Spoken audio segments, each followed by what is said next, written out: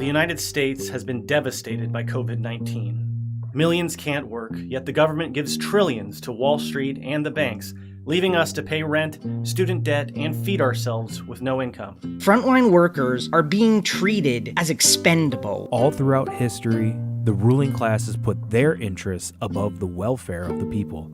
Generations before us have fought and died for the rights we enjoy. We are going to be performing labor and rent strikes on May 1st to fight back during the greatest crisis of our times. Go to genstrike.org or the video in the card to find out how you can help. Hey, it's Aaron, and today we got another episode of the Anarchist Cooking Show. But instead of not actually making or eating anything, I am going to make and eat something today. I'm going to make and eat this 2x spicy Korean fire noodles. Now, they've been really popular all over the internet. A lot of people have been eating them, and they're apparently extremely spicy. But I really like spicy food, so I don't think that that's going to be that big of a deal. And I'm going to eat them while I answer questions from you all, kind of taking a note from that show, The Hot Ones. So let's see how that works, and let's get started.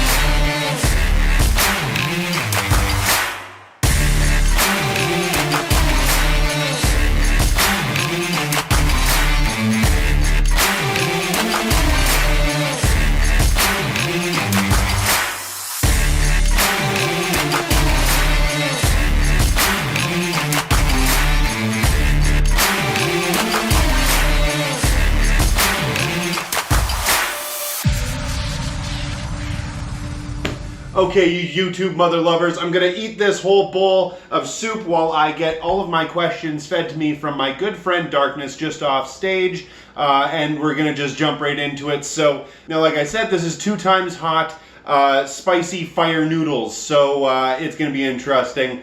Let's get started. So, go ahead and tell me the first question. Okay, first question is from hammerbeam_T_corp. How do you make your graphics? How do I make my graphics? Oh, like for my thumbnails and so forth. I'm gonna get a little bit of noodles here because so I eat noodles like soup. I don't like eating them like stir-fried noodles because that's kind of gross. So I'll just try this out and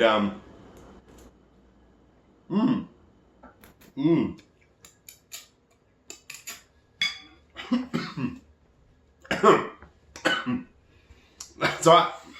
That's a little hot. So basically I use just Photoshop. I do all of my graphics on that. I kind of take a regular picture, say a picture of me or a picture of something that I'm doing, and I'll make it in black and white, and then I'll highlight the blacks, and I'll kind of color over that with like a special brush, and then I'll highlight the grays, and I'll color over that with usually a red brush, and that's basically how I do like all of my thumbnails. So it's an easy process.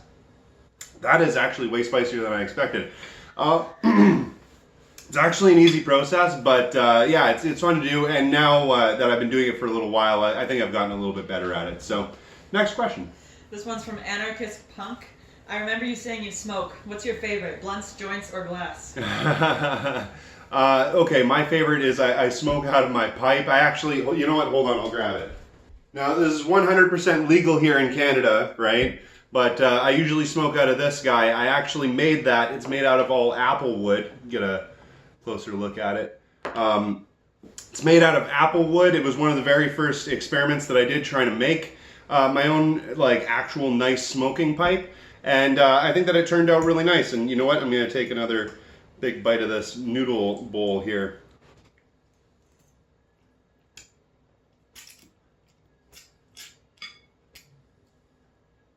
You're lucky the camera isn't closer. This is really good ASMR. All right, next question. Next one is from Don Finel. What made you want to start your channel? So I started my channel because I was really upset with the way that I was seeing the world turning out, right? A lot of things had happened. The Yellow Vest movement here in Canada just had started, and it got quickly commandeered by, I think, Sons of Odin, which were a neo-fascist, neo-Nazi group. And that drove me nuts because finally I was seeing people getting into the streets, doing things, getting active, and it was going directly into the fucking trash. It was going directly towards the fascists. So I tried to get organized in every way that I could. Got involved in anarchist groups and Food Not Bombs groups, that sort of thing. Whatever I could find that was in my area. And I was able to get a little bit done, but I always had this YouTube channel thing going on in the background, right? And I felt that my time, though it was useful doing the on-the-ground activities and that sort of thing, my time was more useful actually making videos and trying to promote ideas and get ideas out there, spreading class consciousness. I thought that that was more important than just the regular day-to-day, though the regular day-to-day was really important too, and I tried to do as much of that as I possibly could. But over time, the YouTube channel obviously took over most of my time. So though I do a little bit of stuff here and there, now I primarily focus on the YouTube channel. And I basically got there because I was really motivated to see something change. And it's kind of awesome that since I started doing this channel, this is hot. Since I started doing this channel, I've actually seen a lot of people change their minds about a lot of different things. I've seen a lot of people come to me almost every single day now since the pandemic, saying that they're organizing in some way, that they're talking to either the people that are in their in their building, other tenants, or people in their workforce or that sort of thing, and they're getting organized, getting together, and it's really awesome to see. And it's nice to know that I had at least a small part to play in that. So, yeah, that's basically that. Jonas_Ducha, can we ignite a worldwide revolt against capitalism and authoritarianism within the next 10 years? Yeah, I don't see any reason why we couldn't, mostly because right now, the capitalist system across the entire world is failing, it's falling apart. And actually, interestingly that it's a pandemic, I believe that it was actually, don't quote me on this, but I think it was the Black Plague that ended up having a large contributing factor to do with the end of monarchy. Capitalism has shown complete inability to actually help out the people. It's done absolutely nothing. The leadership and everybody involved have done absolutely nothing to actually help out the workers. People are stuck at home. They're unable to pay their rent. They're unable to pay for food, that sort of thing. So, yeah, I honestly, and I've seen an uptick in protests, in demonstrations, in direct action, in just everything. I've seen an uptick in that exponentially over the last couple of months, over the last couple of years, but even more so in the last couple of months. And I see absolutely no reason why it can't keep going like this. It's exciting, but we have to get out there. We have to get active. That means you. That means me. We have to be doing these sorts of things in real life. What we're doing right now, just talking. Hang on, I'm going to have a bite of this. This is good to call people to action, right? Eating noodles, answering questions. Yeah. This is good to call people to action, to go do things, but this isn't organizing necessarily. That's up to you. That's up to you to go out there and get organized with your family, with your friends, with your co-workers, your colleagues, everything like that. We have to be getting organized or else we're not going to be able to actually have a worldwide revolution. And to get organized, definitely go to genstrike.org. They have lots of information about how to get organized on there. Yes, question. This one is from Egoist Anarchist. What do you think about post-left? About post-left. I know very little about it. And what little I do know, I mostly got from JREG memes. So I'm not in a perfect position to answer questions on post-left at the moment. Yeah, the little bit I know about it, it might be misinformation. So if I talk about it, then it'll just get confusing. So you know what? I'll tell you what I think about post-left later on when I know a little bit more about it. This one's from Conrad Costa. What's your opinion on free territory of Ukraine? The free territory of Ukraine. So it was a really interesting experiment. Of course, when you're talking about the free territory in Ukraine, they're talking about the territory that was taken by the Black Army and basically a lot of the farmers and villagers and that sort of thing that were in and around that area way back during the Russian Revolution. They held on to that land for a good amount of time, considering how small and how completely underpowered they were. And they were primarily led by a guy known as Nestor Makhno. Hopefully I'm pronouncing his name correctly. Nestor Makhno is a really interesting character. I suggest everybody go and check out some information on him because he's got a really interesting backstory. Super fascinating person. Wow. Okay, that went right into the back of my throat. Super interesting person.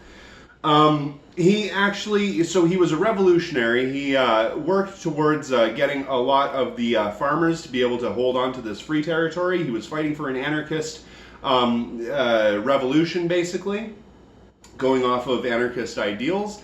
And eventually, the Red Army defeated the Black Army. Sad day. Heard about it a lot in a lot of history books, if you study that sort of thing. And that's basically when Trotsky stabbed all of the anarchists in the back, and they took all of the Black Army and lined them up and shot them. And it just so happened that Nestor Makhno didn't get caught somehow. I don't know how he didn't get caught, but he didn't get caught. And he ended up living out the rest of his days, I believe, in Germany as like a taxi cab driver, and ended up dying of a brain aneurysm. Excuse me. Oh, really interesting guy. Super interesting story. If you get a chance to check out anything to do with the free territory of Ukraine, really check it out. Really interesting how they actually went about fighting and defending the areas. Instead of having all the ammunition and all of the guns and that sort of thing that they would need to do it, they actually just annexed a bunch of guns and so forth from different armies that they were able to overtake through time. So they had a whole bunch of cannons and weapons and that sort of thing. It was really interesting. So, next question. Next question is from Hammerbeam T Corp. Mm-hmm. Do you know who Internet Common Etiquette is? I know who he is, but I've never met him. I've never talked to him. You know, as I eat this, it's actually getting less spicy. But it's like less spicy in the front, but like a little bit more spicy in the long run. And I imagine it's just everywhere. Okay, next question. Next is from Zoe Mortal. Are soup kitchens Praxis, and is this a good time for people to learn how they can run one? Yes, absolutely. Soup kitchens are extremely good Praxis. Yes, absolutely. I believe that soup kitchens are Praxis. They're wonderful Praxis, actually. And here we go. My shirt's riding up again. So, soup kitchens are a great way for you to actually kind of build a dual power structure. This is something similar to what Food Not Bombs does. They go out and they try to get as much food in different ways that they can as possible, and they usually create often vegan meals for people that are homeless or that are struggling or that sort of thing for an incredibly cheap amount of money. And now that does a lot of things. Not only are you doing something immediately by helping the people that need help in your community, which right now is extremely important, especially with the unemployment rate going as high as it is, but it also builds community bonds, and it helps to build that dual power structure system. If you have community getting together and actually working with one another to help feed the rest of them, then you're going to have a lot less people that are upset and worried and like afraid of how they're going to get their food in the next few days, their groceries and that sort of thing. And you're also going to be able to make those people see that there is some sort of other structure outside of the grocery store or outside of capitalism that can help them out and that can actually do something to get them the food or the supplies that they need. So, next question. This question is from the Surfs. Hey, the serfs. Re-education waifu doll. When? Ooh. I haven't done anything about merch yet, but I assure you, as soon as I get some T-shirt designs done and that sort of thing, waifu dolls and pillows and that, absolutely, that'll be the next thing that's coming. I assure you. Next question. This one's from Lilith Lovett. Not trolling here, but do you ever get accused of cultural appropriation over your dreads? Every day. So I made a video about cultural appropriation as far as dreadlocks and hairstyles and that sort of thing is concerned.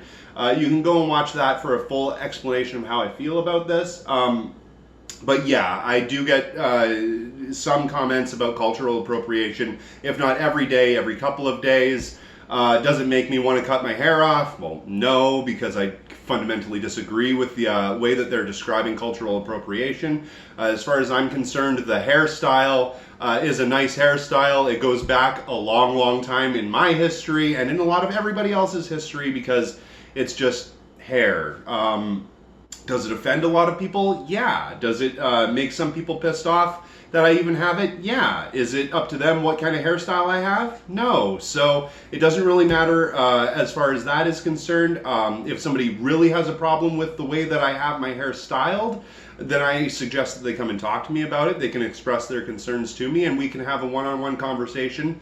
And I'll tell you whether or not I think your arguments are convincing to me. And you know, whatever. And honestly, even if they aren't, I still respect your opinion. I just happen to have a different one. So, next question. This one is from Anarcho Caleb. The Okay. house I rent is down a drive on a busy road, so it feels isolating and intimidating to go talk to my neighbors. What would you suggest is the best way for people in similar situations to organize or connect with their community? So that's a really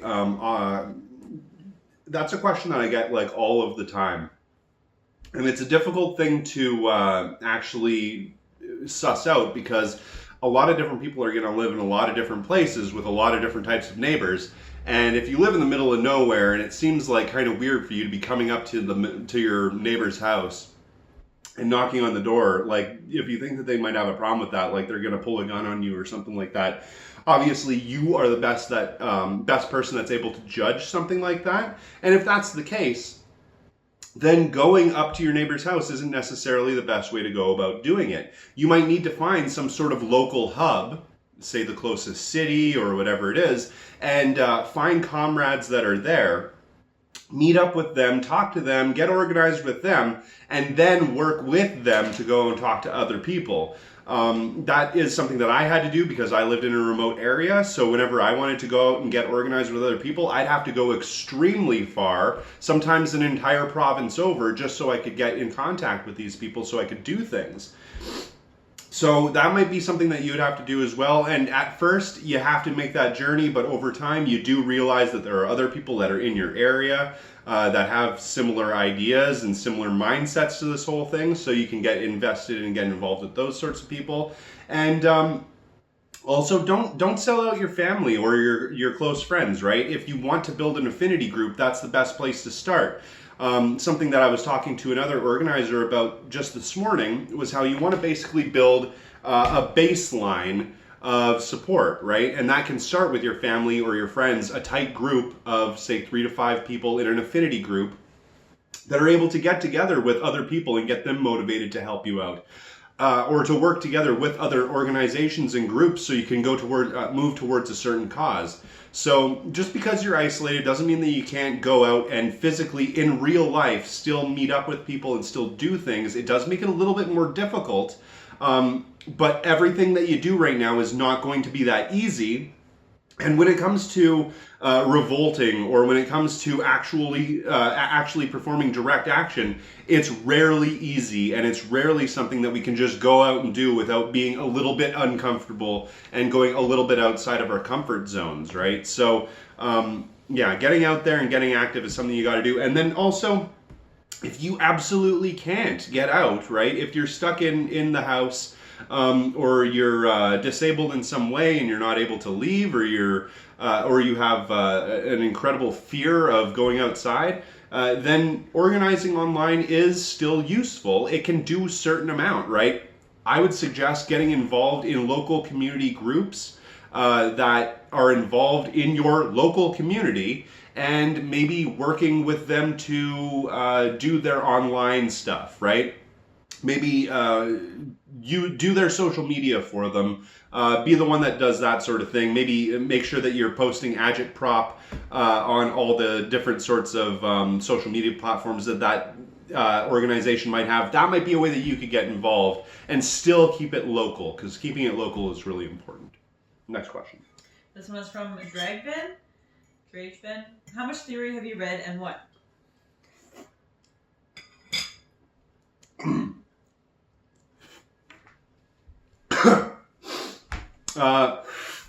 Woo! Okay, I have read a moderate amount of theory. I try to read as many books as I possibly can. In the last couple of months, I've been reading a few less books. I've been mostly focusing on trying to gear my household possibly towards a general strike if needed, a rent strike if need be. If the people in the rest of my building actually wanted to go for something like that. I've been working towards something like that. But I've also been trying to focus on how we can work on Praxis. So I haven't been reading as much theory in the last couple of months, but I've read a bunch of bookchin. I actually just tried to read a couple of chapters of some bookchin today, so that was really fun. I've read a lot of Peter Kropotkin. I've read a lot of different anarchist pamphlets. One of the main books that I suggest everybody reads is 1984. It is kind of like an entry-level book, and it does kind of demonize leftism, but it is really an interesting read, and kind of opens up your mind to a lot of different things. And like I said, yeah, I read a lot of anarchist pamphlets, so usually I'll go onto a website like the Anarchist Library and I'll just hit the random button and I'll keep hitting that until I find something that explains, like, how do you do local organizing in like Delaware or whatever, and I'll like read a bunch of stuff about that. So usually that's the kind of thing that I definitely like to read. But as far as reading suggestions go, I would suggest checking out Radical Reviewer's channel. He does a ton of book reviews, so check them out and read some of the books that he suggests, because that's always the best way to do it. Look for an expert when you're looking for when you want a question answered. This one is from Hey It's Vadim. What billionaire would you most like to cannibalize? I would say Jeff Bezos, if I wasn't sure that his meat would be stringy, tough, and just like mucusy and disgusting. So Bill Gates, yeah, because he looks like he's got some good porks and chops and stuff on him. I think that would be the best bet. I'm not sure if I could actually get through the guy who's the head guy of Facebook.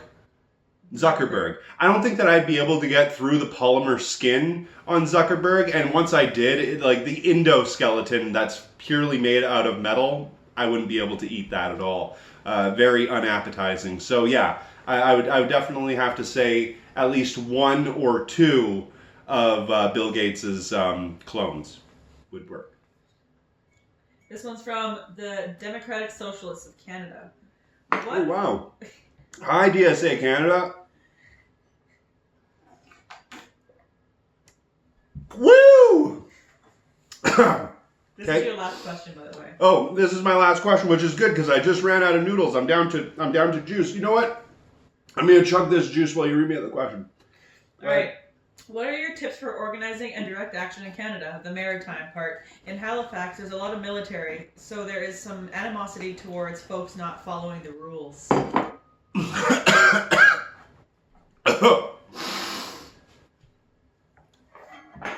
That's really fucking hot. Okay. What was the question? Noodles. Do I really got noodles? A little bit, you did, yeah. Okay, did I get it? Yeah, it's kind of all over your face. It's really red. I think you're okay. Okay. You're doing it for the vine. Organizing in Canada. All right, do you want to read the whole question again? One more time. What are your tips for organizing and direct action in Canada, the maritime part? In Halifax, there's a lot of military, so there's some animosity towards folks not following the rules. You know what? I'm not entirely sure what they mean by folks not following the rules. Because military people are very segmented. They want to follow the rules. They want to Oh. work with the state. That's true. You know what? I've actually had incredible success talking to people that are ex-military or currently in the military, getting them to agree with, holy shit, that is fucking hot. Getting them to agree with the worker ownership and control of the means of production. And usually I bring it up when talking about, say, a worker-owned co-op. But I've also brought it up several times when I'm talking about, say, like, just generally doing direct democracy within your local within your local area. So if you're looking for a way to actually open up to a lot of these people that are former military, convincing them that doing things in a direct democratic way might be a little bit difficult, but once you get over the hump and you actually explain, hey, listen, who knows better in your area on how to fix the potholes, or what fences need to be built, or any number of other things. And you say, is it going to be some guy that's 100 miles away in Ottawa, or in Washington? Goddamn. Or is it going to be somebody that lives there, that lives next to that pothole or next to that fence, right? And obvious questions like that usually get people that are, military minded or usually like regiment minded thinking to themselves, you know what? That makes the most sense. Because usually, a lot of people say, like, people that are coming out of the military, they're a big dumb monkey, right? 250-pound gorilla on the end of some kind of weapon, right? But really, they're not. They're just like you. They're just like me. They're usually working class people that are in there because they needed to find a job or because that was something that their family did, and they have a lot of really smart people that are working within the military. Some of the smartest people work in the military. And it's not hard to get across smart ideas to smart people. They kind of fall into it intuitively. And as far as just organizing basically all across Canada, I would suggest getting involved with any kind of local group that's like of a larger size. So if you're able to get to a main hub, get involved in your local DSA, in your SRA. Goddamn. Oh, yeah. Whew. Get involved in your local DSA, SRA, Food Not Bombs, anarchist, socialist, Marxist groups. Get involved in the larger ones. Oh, there we go. That was what I was waiting for. Get involved with the larger ones, and they'll help you get involved with the smaller ones. You'll meet a lot of interesting people that will get you in contact with the people that you want to actually get in contact with. So definitely do that. And these noodles were hot as fuck. Definitely would suggest trying them out for yourself. Would subscribe on OnlyFans.